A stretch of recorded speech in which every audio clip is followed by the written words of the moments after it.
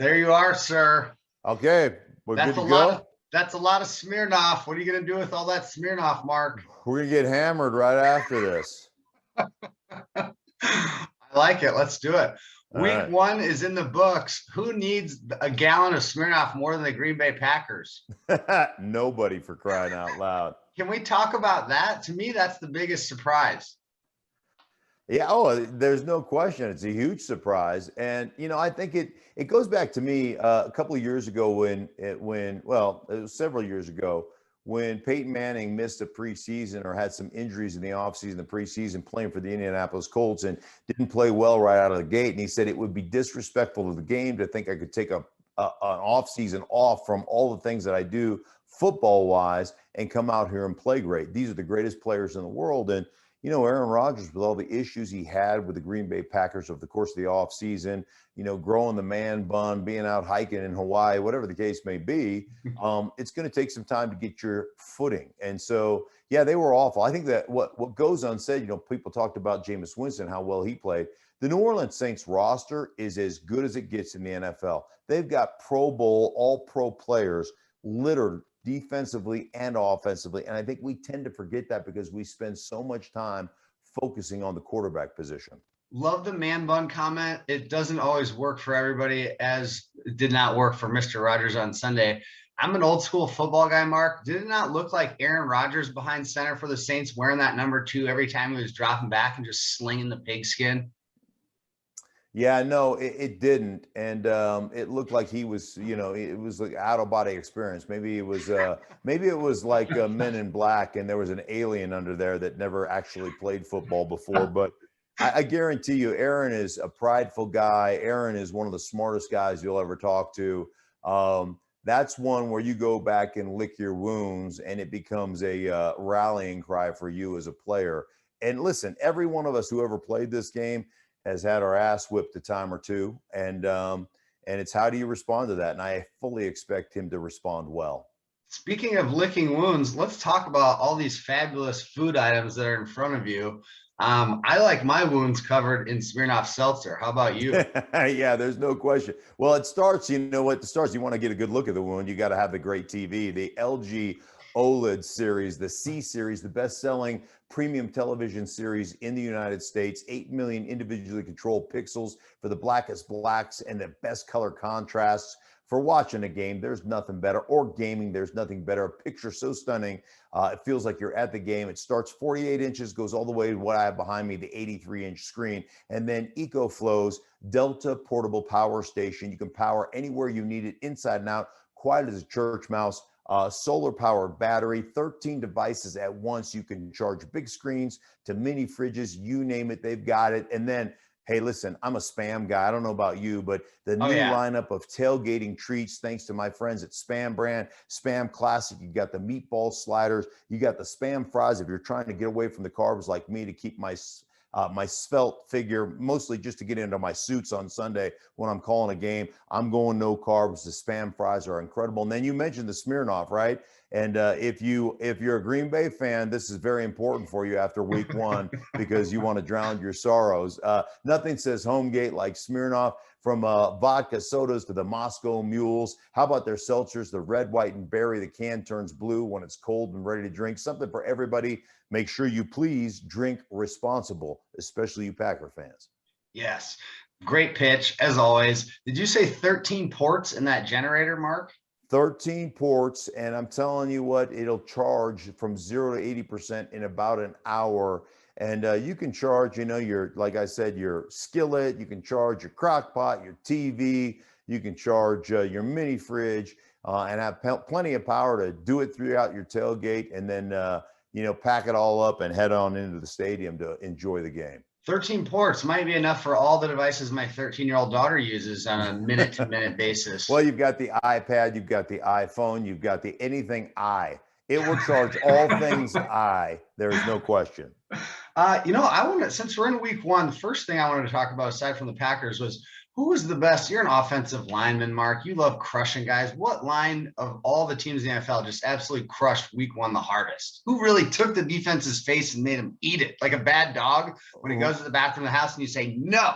Who did that? What offensive line unit impressed you the most? Well, I tell you, there's a couple of units that are really good. I thought the Broncos played really well for the most part up Oh, you're front just saying against. that because you're a Well, Broncos no, the guy. Giants, I think the Giants are one of the most exceptional defenses in football. I thought they played really well for the most part. San Francisco does such an unbelievable job. I think, I talked to probably 12, 15 teams this offseason about their run games and what they were studying. And there's not one team that didn't say, we're trying to pilfer information off the San Francisco 49ers tape. So they are so good at what they do, running the ball and setting up the explosives off their running game.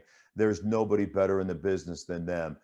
So those were all good. I thought, I just thought the New Orleans Saints controlled the line of scrimmage against the Packers. I thought there were a lot of great performances. And hey, listen, if the season were to end today, the MVPs on both offense and defense would be in Arizona, right? I mean, you've got Kyler Murray, Mighty Mouse. Here I come to save the day. He's all over the place. He's the NFL MVP right now after week one. And then Chandler Jones, 5 sacks in a game. I mean, just kick your feet up. You're already at the Pro Bowl, for crying out loud, after week one. 5 sacks in one game. It's unreal. On pace for an 80 sack season. I think he can do it. Yeah. I mean, for crying out loud. I mean, you got to come up with a plan for that guy. Let's just wreck the record set by Strahan on that real sketchy sack against Brett Favre and times it times 4. Yeah, exactly. Well, I'm telling you what. And hey, how about Luan, from the tackle from the Tennessee Titans, who just came out on social media and said, "I got my ass kicked today." Love And it. I love it. yeah, you know what? And not all of them were his, but he took responsibility. One thing I love about offensive linemen, uh, like, you get no love. The only time you get mentioned is when you screw something up. And here's what I love. I mean, I'll leave you with it. Think about this. The offensive line, this is why it's the true skill position. It's the only position in football, or the only position in sports, where you're matched up against an unlike athlete, right? Like, the athlete that you have to block is exponentially better than you from an athletic standpoint. And you have to block that guy 65 plays in a row. And if you don't, if you mess up one time, you're a piece of garbage, and that guy goes to the Pro Bowl. Like, if you get caught in a switch in basketball and all of a sudden your point guard blows by a center, we don't say, hey, get that 7-foot center out of there. He's horrible at playing defense. No, we say, hey, they did a great job switching it up. And, I mean, the center is no match for a little tiny point guard. But that's Right. not how it works in the NFL. No. Unlike athletes match up, and you're expected as the worst athlete to win 100% of the matchups. Like, there's no other position in any sport where that's true. No, it's not. It's not. And you're not just saying that because you're an offensive lineman. I need a bench press update, Mark. Where are you at these days? What's your bench routine like? Well, I lift a couple days a week. I am still incredibly freaking yoked, as you can tell. I can tell. Right. And like, I've dropped 25 pounds in the last about 6 weeks because my wife said, you're fat and I ordered you new suits and you better lose weight. And she's only 5'3" and 100 pounds, and I'm scared to death of her. So I did exactly what she said. But I can pretty much still bench a house. I believe it. Last question. Again, week one's in the books. Real super early overreaction. Who's in the Super Bowl, Mark, and who's going to win it? Well, I mean, I I hate the Kansas City Chiefs with the white hot intensity of 1,000 suns. Being a former Bronco, but they are still so freaking good. They are. I mean, Cleveland did everything to win a game, and they still end up losing that game because that offense is so dynamic. It's the usual suspect. Tampa was great. You can't give Tom Brady 30, 40 seconds on the clock with a chance to win a game, because he's going to win it. They're great. The New Orleans looked phenomenal under a great roster under Jameis Winston. I mean, how about 14 completions and 5 of them for touchdowns? That's insanity. So it's kind of the usual suspects. Buffalo lost a game, but I still think they're a good football team. It's fun. It's early, and guess what? We get one more game this year, right? 17 of them. So it just is.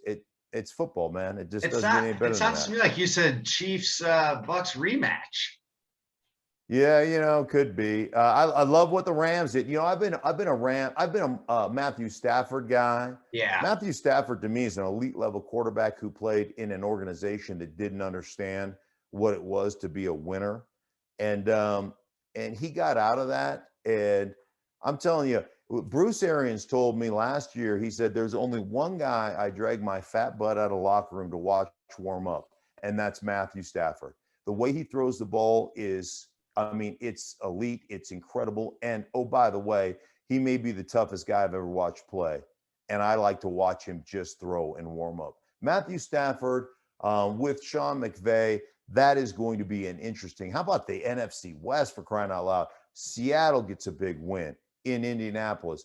The Rams beat up on Chicago. San Francisco beats up, even though the score was closer than the score indicates a close game. Yeah. But San Francisco beats up on Detroit. And then Arizona goes in and opens a can on Tennessee. I mean, that division is as good as it gets. Best one in football? Oh, well, I think without a question, it's the best division in football. NFC North, worst division in football? NFC North. It doesn't look good right now, but I do think at the end of the day, I think Green Bay. I think Aaron Rodgers gets a haircut and somebody slaps some sense into him. He starts playing well again. He took a haircut on Sunday night. Needs a real one. Mark Schlereth, ladies and germs, on the way out. Have a sip of vodka. You're gonna need it after all these interviews today, my friend. All the best, man. Take care of yourself. Good to see you.